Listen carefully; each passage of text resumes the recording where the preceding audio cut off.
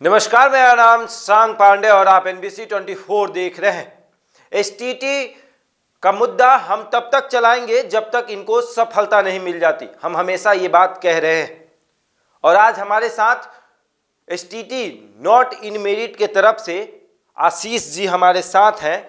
Non in merit कहें या all qualified कहें? देखिए शशांक जी, सबसे पहले हम आपको बहुत बहुत धन्यवाद देते हैं।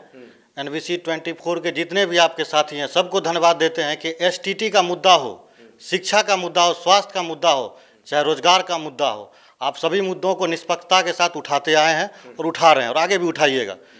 तो अभी आपका प्रश्न है कि नॉट इन मेरिट मेरिट, तो देखिए सभी क्वालिफाइड हैं। मेरिट नॉट इन मेरिट का कोई बात नहीं है। 21 जून को एक रिजल्ट प्रकाशित किया जिसमें मेरिट नॉट इन मेरिट का बात किया गया, लेकिन वो कितना दिन रहा? 5 दिन। 26 जून को एक लेटर प्रकाशित होती है। लेटर जैसे ही वो प्रकाशित होती है तो सभी इक्वल। तो 5 दिन मेरिट का आप बात कर सकते हैं। अब मेरिट और नॉट इन मेरिट का कहने का कोई बात नहीं है। ऑल क्वालिफाइड है, सभी क्वालिफाइड है। 5 दिन तक ही इसमें असमंजस की स्थिति थी मेरिट और नॉट इन मेरिट के। अब सब इक्वल हो गया। 26 जून के जो लेटर है उसे सभी इक्वल हो चुके हैं, जितने भी कैंडिडेट सब इक्वल है जी। लेकिन मेरिट वाले ये मानने को तैयार नहीं। देखिए, मेरिट वाले को आज न कल मानना ही पड़ेगा। अगर विज्ञापन निकलती है, नियमावली है, आप उससे बाहर नहीं जा सकते हैं। और आप अभी हाल फिलहाल में देखे होंगे हाईकोर्ट में एक हियरिंग हुआ है अमीन का, जिसमें विज्ञापन को रद्द कर दिया गया है। तो यानी कि नियमावली सबसे ऊपर है, विज्ञापन नीचे है। और जो नियमावली होता है वो राज्यपाल का हस्ताक्षर होता है उस पर, तब जाकर के नियमावली बनता है। ठीक है, तो विज्ञापन रद्द हो सकती है। विज्ञापन में कोई त्रुटि रहेगा तो विज्ञापन रद्द हो जाएगा। विज्ञापन रद्द हो जाएगा, बिल्कुल। लेकिन जो मेरिटधारी वाले जो अभ्यर्थी कहते हैं विज्ञापन के आधार पे नौकरी चाहिए, क्या वो सही है? तो सब तो विज्ञापन के ही आधार पर नौकरी मांग रहा है, लेकिन विज्ञापन में अगर त्रुटि है और सरकार इस चीज़ को मान रही है, शिक्षा विभाग, आप जितने बार हम अभी तक संजय सर से मिले हैं, आनंद किशोर सर से भी मिले हैं, सभी से मिले हैं, तभी देखिए दोनों से मिलने के बाद हमको यही लग रहा है कि आनंद किशोर सर अपने जिद पे अड़े हुए हैं। वो अपने जिद पर रहे हुए हैं, इस कॉलम को हम नहीं हटाएंगे। जबकि शिक्षा विभाग जो है एक कमेटी गठित किया, कमेटी गठित करने के बाद इस मेरिट और नॉट इन मेरिट का बात ही खत्म कर दिया, अर्थहीन बता दिया। तो फिर यहाँ पे किसी तरह का बात होता ही नहीं। समझ लीजिए आनंद किशोर सर जो है इस मैटर को फंसा करके रखे हैं, वो अपने जिद पे अड़े हुए हैं। मतलब उनके द्वारा किया हुआ गलती वो मानने को तैयार नहीं है, वो अपना जिद सबसे ऊपर रख रहे हैं। बिल्कुल अपना जिद को ऊपर रख रहे हैं। जब हम शिक्षा मंत्री जी से मिलते हैं तो वो स्पष्ट कहते हैं कि ये कुछ है ही नहीं, ये अर्थहीन है, सभी इक्वल हो गए हैं। जब शिक्षा मंत्री जी कह रहे हैं, संजय सर कह रहे हैं, जितना बार मिलिएगा उतना बार आपको ये रिप्लाई करेंगे, सर्टिफिकेट भी आपको मिलेगा, ये भी बात बोले हैं। तो अब सर ये आनंद किशोर सर तो ज़बरदस्ती कर रहे हैं, समझ लीजिए।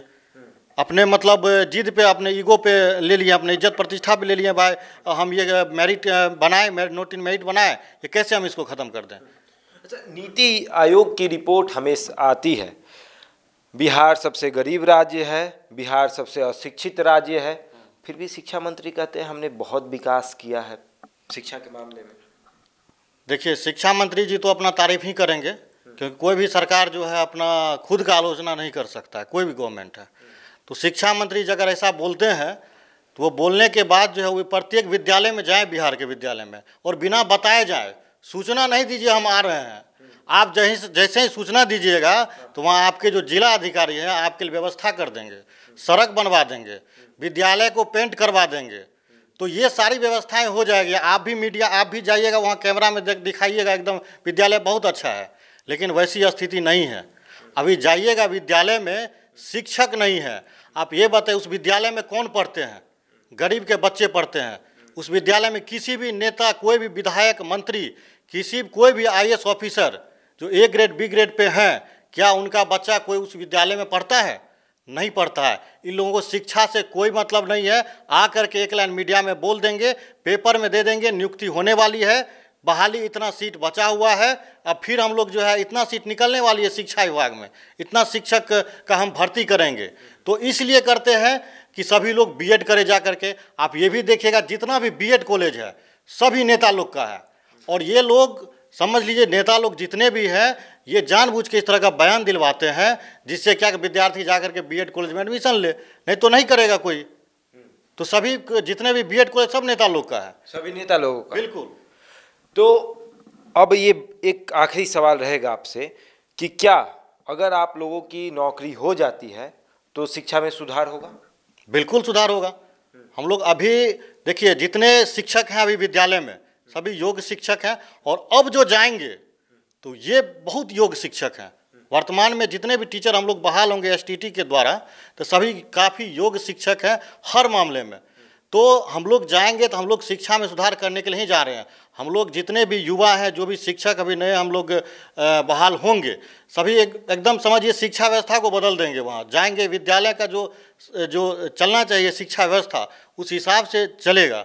लेकिन सरकार चाह नहीं रही है। शिक्षा देंगे तो फिर व्यक्ति क्या होगा, जागरूक हो जाएगा। तो व्यक्ति तो जागरूक हो जाएगा तो फिर अपना निर्णय करेगा कौन सही है कौन गलत है। तो ये शिक्षा ही देना नहीं चाह रही है सरकार, शिक्षा नहीं देना चाह रही, रोजगार नहीं देना चाह रही है सरकार। क्यों नहीं? आप ये बताइए कि आप जब कोविड का टाइम था तो बिहार का आप देखे होंगे, जो कि बिहार का स्वास्थ्य विभाग का क्या हाल है। पोल खुल गया, आप पीएमसीएच में देखिएगा टेंट लगा करके जो है पेशेंट सब रह रहा था। तो ये स्थिति था। शिक्षा व्यवस्था को देखने आप विद्यालय जाइए, और हम आपके साथियों से कहेंगे कि आप बिहार के जितने भी सरकारी स्कूल है उसमें जाइए और देखिए शिक्षा का क्या हाल है। नीति आयोग का रिपोर्ट का आप जिक्र किए, नीति आयोग किस चीज़ को देखता है? स्वास्थ्य, शिक्षा, ऐसे बहुत सारे मुद्दे हैं जिसको लेकर के नीति आयोग रिपोर्ट बनाती है, जिसको संयुक्त राष्ट्र संघ भी मानती है इस रिपोर्ट को। उस आधार पे जो है डेवलपमेंट का काम किया जाता है। तो बिहार नीचे से टॉप पे है। क्यों भाई? नीचे से टॉप पे है तो आप कैसे हैं? आपका स्वास्थ्य व्यवस्था ठीक नहीं है, आपका शिक्षा व्यवस्था ठीक नहीं है, तो आप नीचे से ही टॉप पे जाइएगा ना। ये स्थिति है बिहार। ऐसे में नीतीश कुमार कहते हैं कि हम विकास पुरुष हैं। देखिए विकास पुरुष आप कहने से नहीं हो जाता। आप अपना 15 साल आपको समय दिया गया। अब 15 साल कम समय नहीं होता है। 15 साल में बहुत परिवर्तन हो सकता है, बहुत परिवर्तन होता है। लेकिन आप 5 साल में कुछ करिएगा। फर्स्ट टर्म जो आपका था वहाँ आप अपने आप को विकास पुरुष मानते हैं, फर्स्ट टर्म आपका बहुत अच्छा रहा। लेकिन आप जो हम ओवरऑल 15 साल अब देखेंगे, 15 साल देखेंगे, 15 साल में आपने क्या किया। और अभी बेरोजगारी चरम सीमा पे है, देख लीजिए। और आप जो नीति आयोग रिपोर्ट का जिक्र किए उसमें बेरोजगारी को भी ध्यान में रखा जाता है, बेरोजगारी की क्या स्थिति है। तो बिहार में बेरोजगारी दर बहुत ही अधिक है। हर विभाग में जाइए, समझ लीजिए कर्मचारी का जरूरत है। हम लोग सचिवालय जाते हैं, वहाँ पे एक कर्मचारी को इतना वर्क रहता है, 8 बजे रात को घर पहुँचता है अपना, और वहाँ पे कर्मचारी की कमी है। लेकिन हर जगह पर किसी ना किसी की कमी है। स्कूलों में शिक्षक की कमी है, सचिवालय में कर्मचारी की कमी है, हर जगह पर किसी ना किसी की कमी है। फिर भी सरकार उनकी बातों को नहीं सुन रही है, बेरोजगारों की बातों को नहीं सुन रही है। बिल्कुल नहीं सुन रही है। आखिर आप 15 साल तक सत्ता में कैसे रहे? जब तक बिहार की जनता, बिहार के युवा आपको जब तक वोट नहीं किए तो आप कैसे सत्ता में आ गए? युवा जिधर चाहेगा उसका सरकार बना सकता है। युवा जिधर चाहेगा बिल्कुल उसका सरकार बना सकता है। अगर हम ये कहते हैं STT 19 80,000 कैंडिडेट हैं, अगर आप इसको इग्नोर किए तो जान लीजिए जो कि कुछ भी हो सकता है। अगर 80,000 सड़क पे उतर गए तो आपका प्रशासन, आपका सारा सिस्टम फेल हो जाएगा, आप इसको संभाल नहीं पाइएगा। अगर 80,000 अभ्यर्थी सड़क पर उतर गए तो नीतीश कुमार का प्रशासन व्यवस्था भी हिल जाएगी और उनकी कुर्सी भी। ऐसे ही तमाम खबरों के लिए जुड़े रहे हमारे साथ और देखते रहे NBC 24।